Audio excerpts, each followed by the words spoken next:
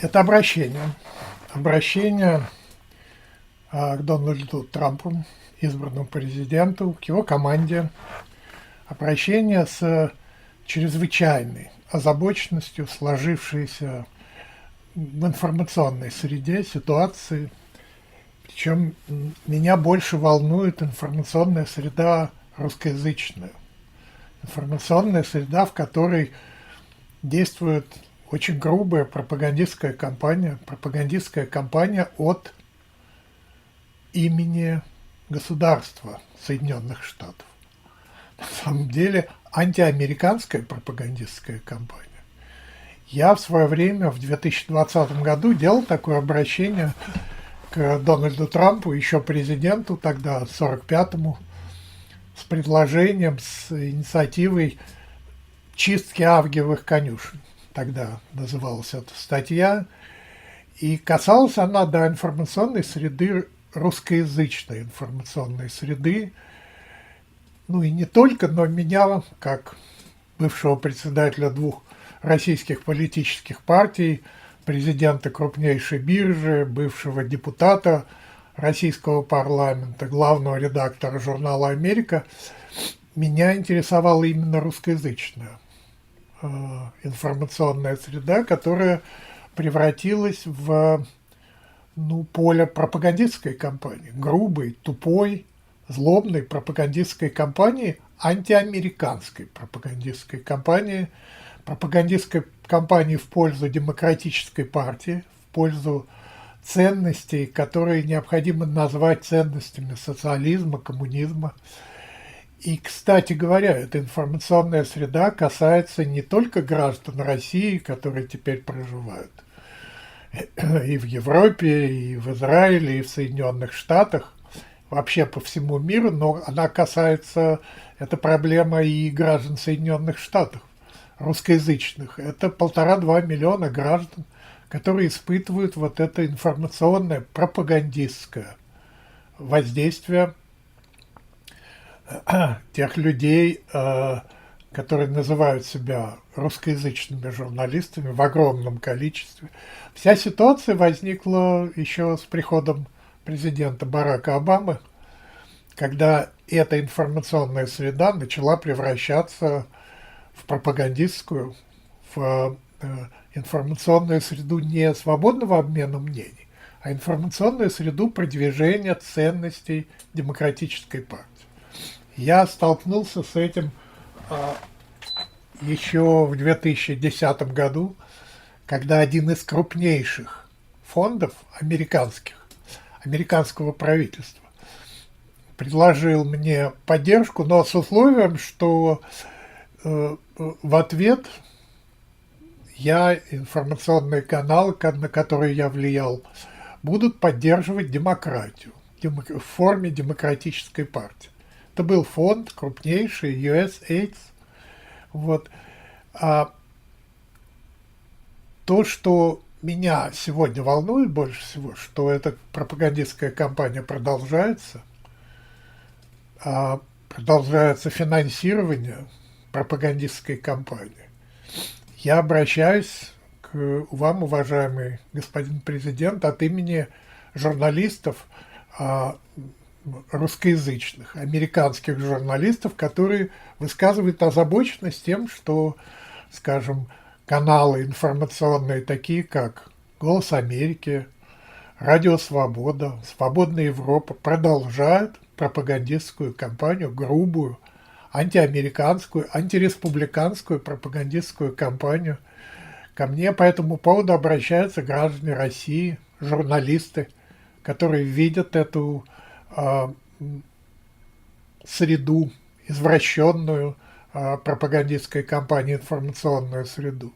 И сегодня речь должна быть не только о просто остановке этой пропагандистской кампании, которая, конечно, я надеюсь, не так, как в 2020 году это было, просто озабоченностью. Я надеюсь, что в этот раз она будет остановлена, эта пропагандистская кампания, остановлено финансирование пропагандистской кампании, финансирование этих журналистов, которые проводят антиамериканскую пропаганду.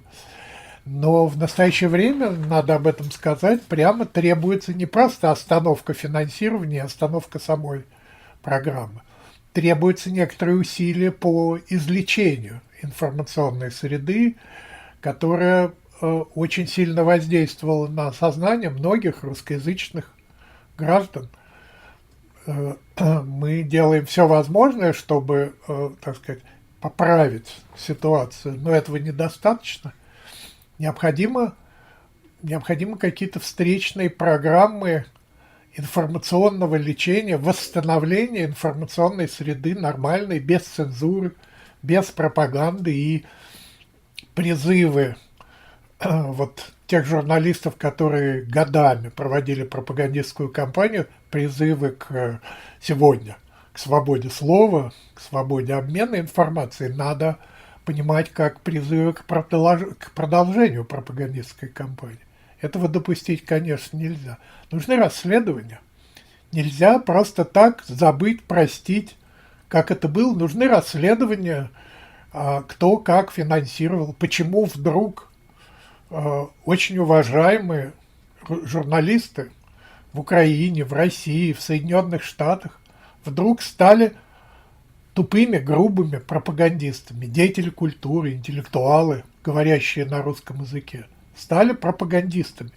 Пропагандистами антиамериканской позиции, пропагандистами демократической партии, пропагандистами, которые врали, дезинформировали, борясь, кстати говоря, теми же инструментами. Они говорили о необходимости правдивой информации, предотвращения фейк-ньюс, а фейк-ньюс называли просто достоверную информацию. Необходимо расследование очень глубокое. Необходимо не просто прекратить финансирование, но еще и прекратить организационную поддержку вот тех политических групп, которые, скорее всего, называть необходимо фиктивной оппозицией сегодня, прямо сейчас. Многие крупные институты и фонды продолжают поддерживать вот эту фиктивную оппозицию фактически ставленников Путина, фактически информационную среду поддержки авторитарного режима. И информационную среду, которая воздействует в форме шантажа иногда на нынешнюю власть или власть, которая возникнет уже через месяц в Соединенных Штатах. Та традиционная сила, которая сохраняет Соединенные Штаты в том виде, в котором они были все предшествующие Бараку Обаму десятилетия. А сегодня нет необходимости доказывать, что вся фиктивная оппозиция российская, все эти левые либералы были связаны с Кремлем, с ФСБ, и все они, все без исключения, были на стороне демократической партии, которая вела борьбу с традиционными Соединенными Штатами. Все левые либералы, которые подвергали пропагандистской кампании все русскоязычное население не только Соединенных Штатов, не только России, но и Европы, всего мира по существу. Говорилось об ужасном диктаторе Трампе, фашисте, преступнике, который рвется к власти. Этих пропагандистских установок было огромное количество. И это была очень изощренная, изысканная пропагандистская кампания. Ей почти ничего не противопоставлялось по понятным причинам. Но сегодня, понимая ответственность за вот эту информационную среду, необходимо начинать противостояние это. Я бы сказал, что задача реальной оппозиции российской – это борьба с Путиным. Это не задача республиканской партии. Задача республиканской партии быть или создавать Соединенные Штаты, укреплять Соединенные Штаты как оплота демократии, бороться за сильную и благополучную Америку, Соединенные Штаты. Это и есть помощь нам, оппозиции, в борьбе с авторитарным режимом Путина, нам не нужна, так сказать, прямая помощь. Сильные Соединенные Штаты – это достаточная помощь реальной оппозиции, но необходимо остановить или как-то противодействовать деятельности фиктивной оппозиции, которая одновременно, между прочим, борется и с Соединенными Штатами, ведет антиамериканскую пропагандистскую кампанию, в то же самое время, имитируя оппозиционную деятельность, борется по существу с реальной оппозицией. Наши цели здесь совершенно совпадают. И я бы хотел обратить внимание на статью в газете «Новости в Нью-Йорке» из США на русском языке, где журналисты обращают внимание, что «Радио Свободы» пишет об избранном президенте США Дональде Трампе как о некомпетентном нарциссе, и российские журналисты, пропагандисты, журналисты в погонах ФСБ, вот, они продолжают руководить, управлять по существу средствами массовой информации, американскими средствами массовой информации, созданными для того, чтобы говорить правду, а не вести пропагандистскую антиамериканскую кампанию. Речь идет о «Радио Свободе». Здесь очень конкретные случаи рассматриваются. Значит,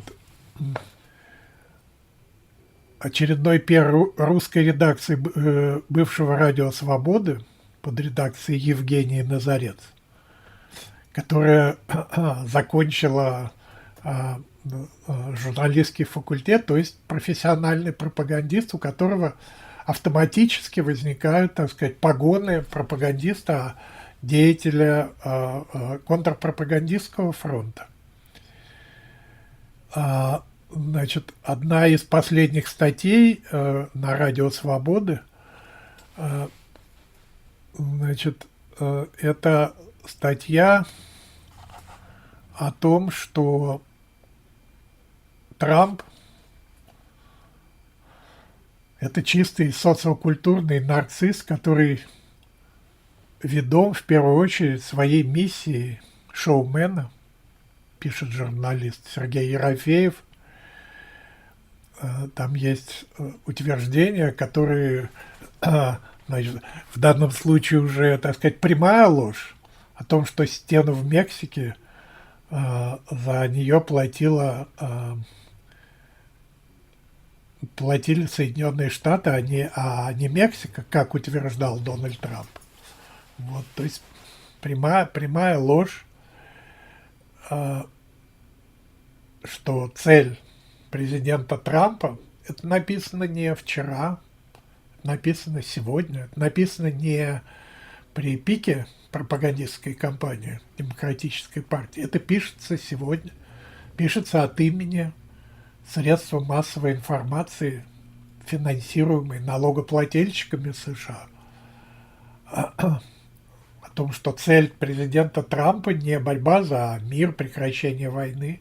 Его цель – это борьба за собственную популярность только.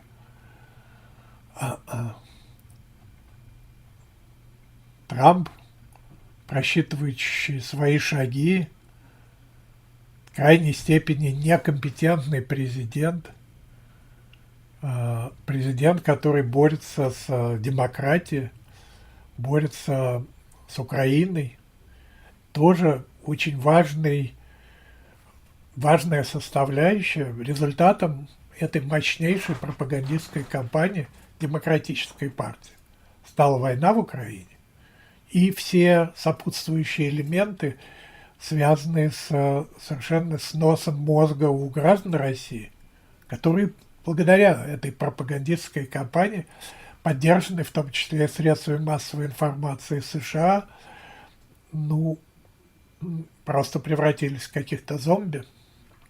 И мы за это должны благодарить и вот тех американских журналистов «Свободы», «Голоса Америки», «Свободной Европы», которые продолжают эту пропагандистскую кампанию.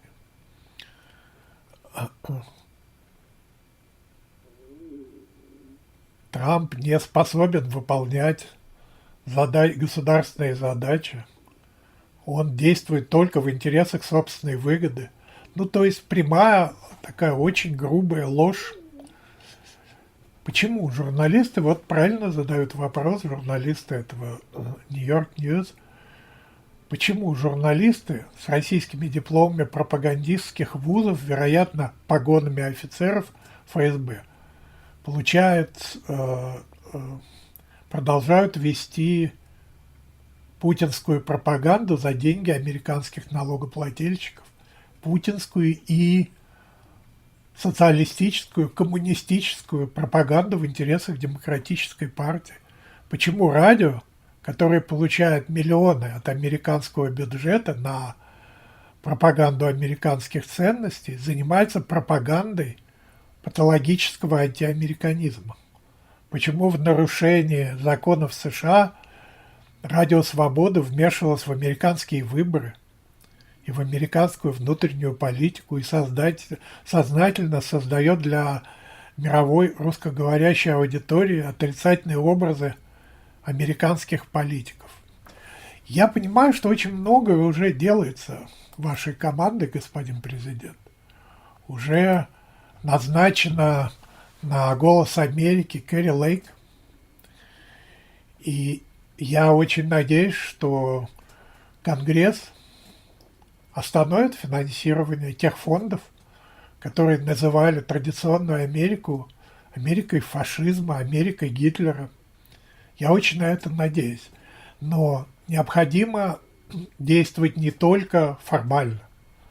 Необходимо расследование, необходимо понять, как это получилось, как получилась вот эта информационная среда, лживая, подлая, которая заставляет нормальных, адекватных граждан действовать не в соответствии с собственными интересами, а в соответствии с интересами левых российских либералов, социалистов Соединенных Штатов, социалистов Демократической партии, в интересах Путина, в интересах его пропагандистской кампании, в интересах противоположных интересам Соединенных Штатов. Это необходимо очень подробно расследовать, и мы ожидаем такие действия.